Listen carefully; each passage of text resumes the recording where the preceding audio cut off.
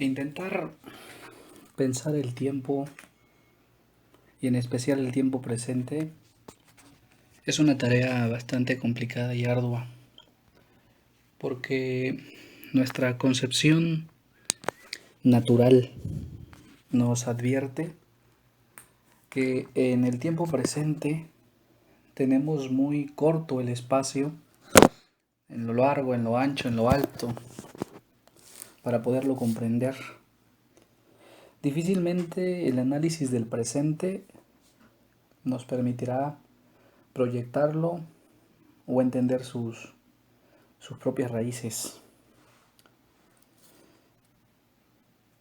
Esto es la forma en que yo quiero empezar una serie de comentarios con respecto a lo que estamos viviendo como humanidad, como género, como especie, sinónimo que gusten, sinónimo que quieran. Por supuesto, lo que yo diga, lo que yo sostenga, quienes lleven gusto de escucharlo podrán estar a favor, en contra, debatirlo, o les podrá también eh, dar la oportunidad de ignorarlo, eso no importa.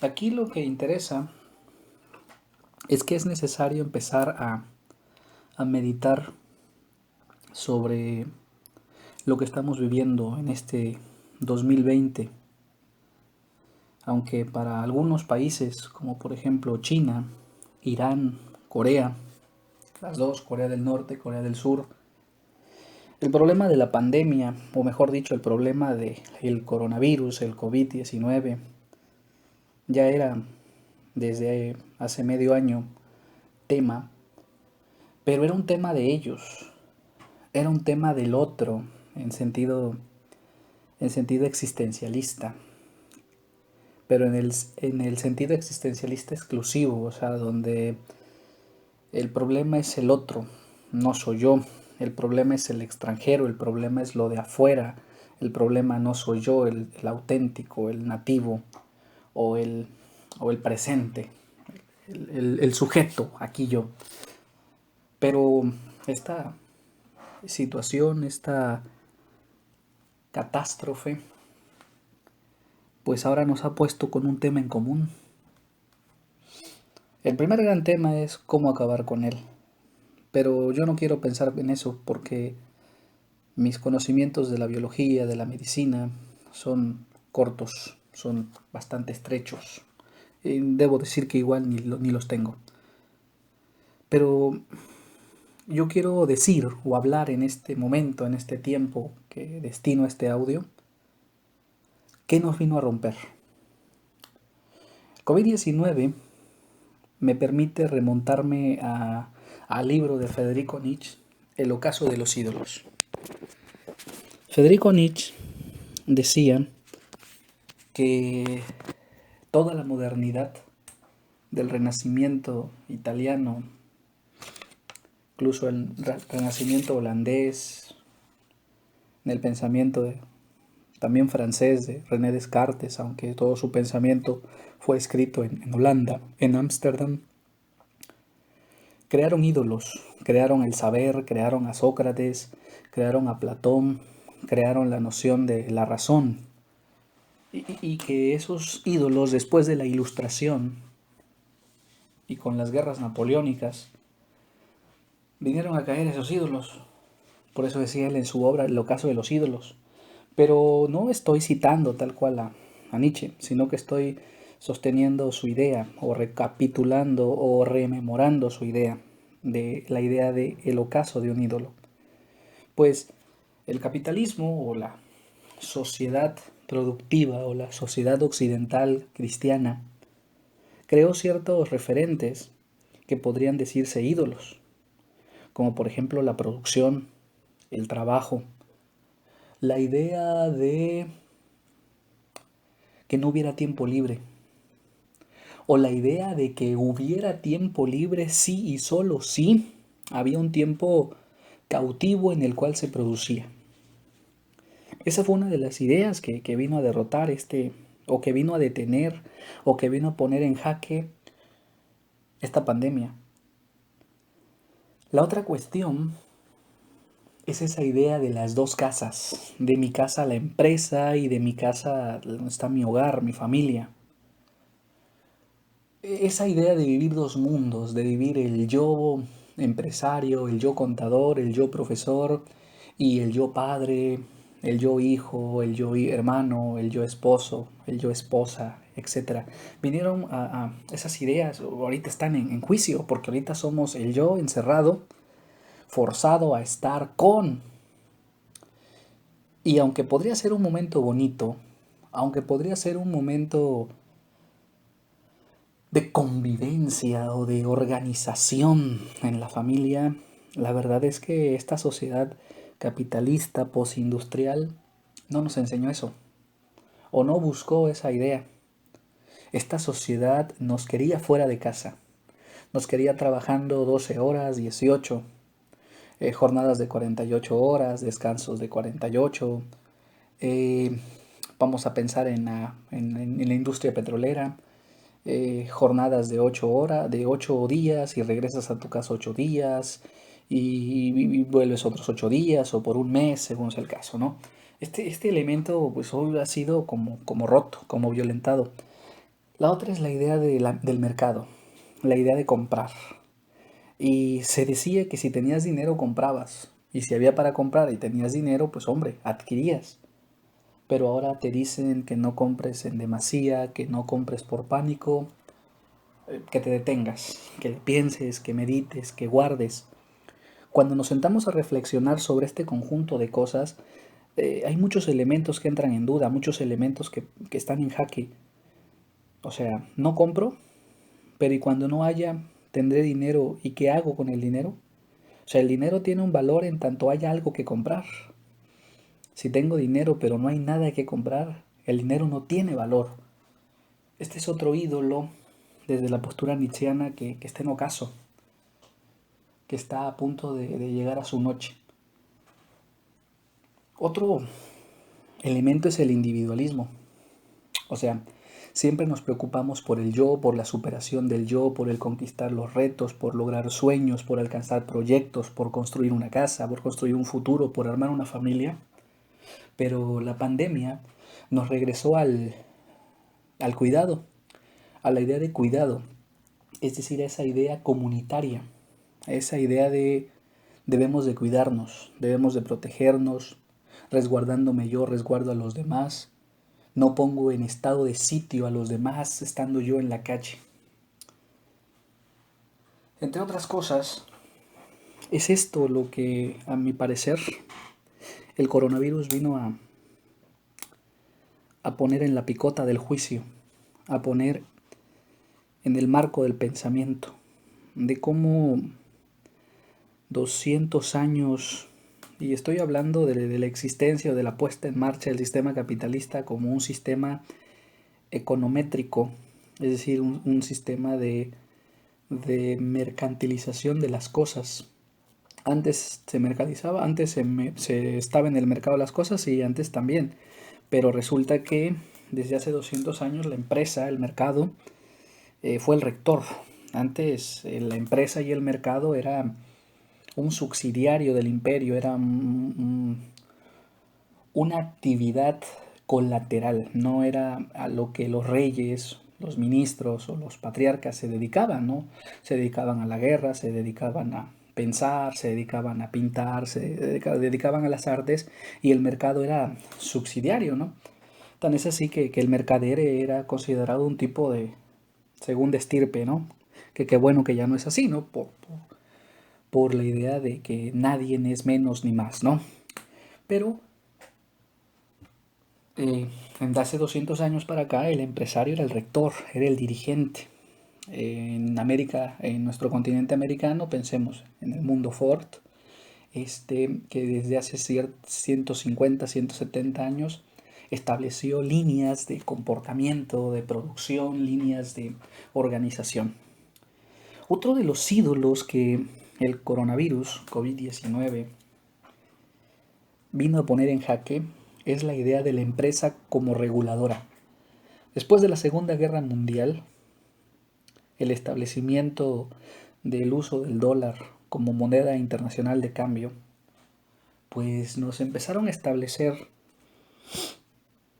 que el gobierno no debería ser un estorbo para la empresa, sino que los gobiernos nacionales deberían ser los gendarmes que cuidaran a la empresa de el robo, que la resguardaran de el saqueo obrero, porque la empresa era el motor importante de una sociedad posguerra que debería reconstruir al mundo tras las dos guerras mundiales, las guerras locales entre el 1919 y 1938 y después las guerras civiles en distintas partes del mundo después de la Segunda Guerra Mundial. Pero también después de 1988, la caída de la Unión Soviética, 91 para algunos, bueno, según donde queramos partir la fecha, pero vamos a dejarla en el 88, pues el modelo neoliberal, capitalista neoliberal, integró un conjunto de cosas en las cuales nos hizo pensar a un mundo cuyo principal motor era la producción. Pero ahorita estamos en la improducción. Las cerveceras ya están cerrando o están parando su producción, la industria del refresco, la industria hotelera ya quedó totalmente parada, la industria del transporte es mínima, pero ahí estamos. Estamos ante esta situación. Epidemia siempre ha habido, viruela negra la ha habido, eh, sarampión, la epidemia que acabó con media Nueva España, proceso de la colonia, pero esos eran las historias, esa era la epidemia histórica. Pero ahora tenemos una epidemia real que nos tiene en jaque o nos tiene revisando nuestras creencias. Los empresarios están buscando que el gobierno los subsidie, pero regreso al punto. Hoy las empresas le reclaman a los gobiernos lo que las empresas pidieron que el gobierno no se metiera. Las empresas, tras las conferencias internacionales de grupos económicos, le pedían al Estado reglas para fortalecer a la empresa, no a la clase social, no a la clase obrera.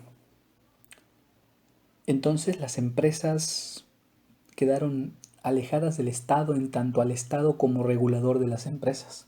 Sí hay leyes federales del trabajo, sí hay leyes protectoras del trabajo, sí está la Organización Internacional del Trabajo, sí están todos estos entes reguladores y protectores del trabajo, ahí están. Pero eran dependientes de la empresa. O sea, un trabajador podía establecer una demanda por daño a sus derechos laborales, pero el trabajador decía, no, no voy a pelear o me voy a conformar con lo que me den porque yo de todos modos tengo que seguir trabajando. Entre otras cosas, las empresas o el mundo empresarial internacional evitaba que el gobierno interviniera en la inversión de algún rubro. El gobierno quedaba aislado, todo estaba a cargo de las empresas, todo estaba a cargo de este mundo económico. Pero hoy son ellas las que le reclaman, o sea, hubo acuerdos internacionales después de la unión de las dos Alemanias, de que las empresas solo tenían que pagarle al Estado cierto impuesto. Tenían que pagarle al Estado la seguridad social de sus trabajadores. Hoy estas empresas que pusieron estas reglas, hoy estas empresas se ven en conflicto, porque no la tienen, porque no tienen cómo pagarlo o porque dicen que no tienen cómo pagarlo. Pero aquí viene un problema. También otro ídolo que está en ocaso es el gasto. Esas empresas no ahorraron. Mucho se ha hablado de la corriente japonesa o china de empresa o la idea rusa de las empresas, de empresas que no obtienen de ella nada hasta después de 5 o 10 años o hasta después de que ha pasado una generación de familia dirigiendo X o Y empresa. En el caso de México y en el caso de muchas empresas latinoamericanas, gastaron antes de tiempo, no ahorraron.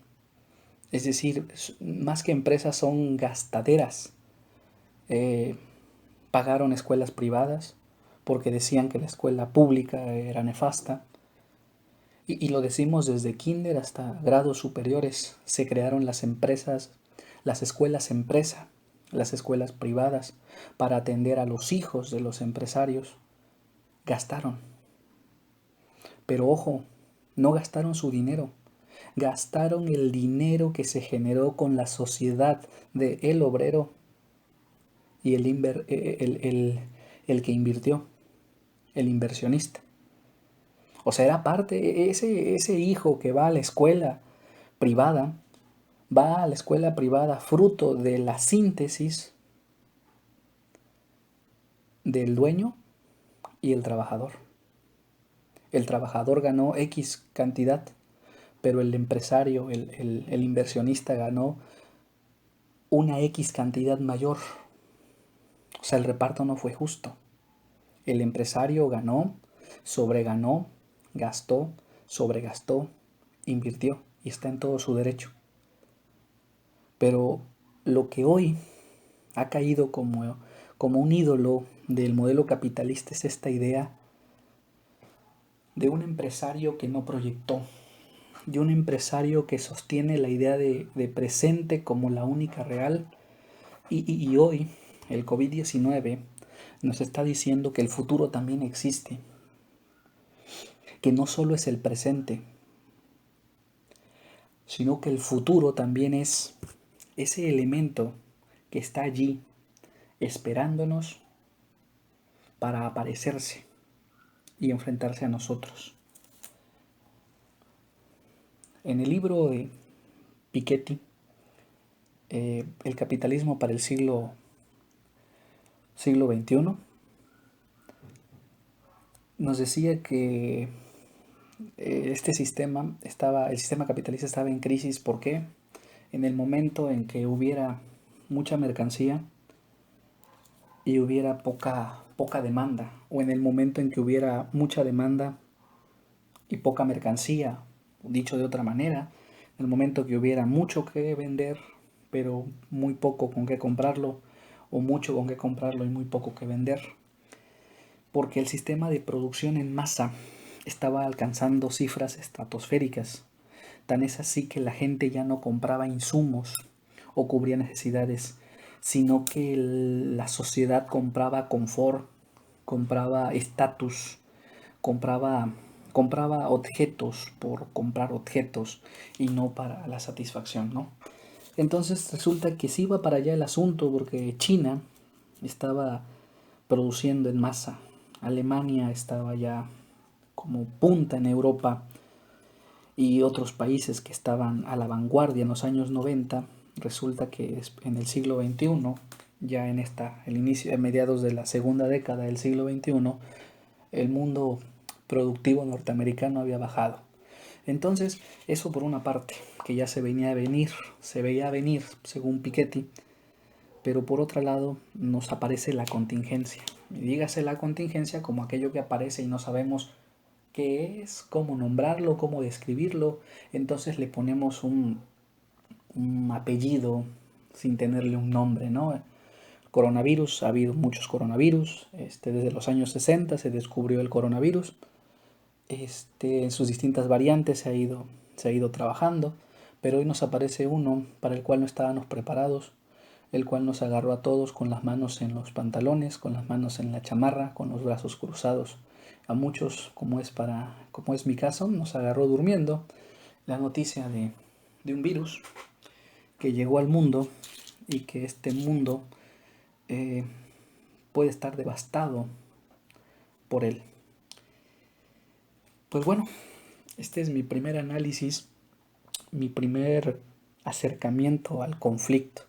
En otro audio intentaré abordar mis pensamientos sobre esta noción de cómo el coronavirus nos está regresando a épocas que ya parecían un tanto olvidadas. Muchas gracias. Servidor de ustedes, Juan Francisco Gaspar Velasco.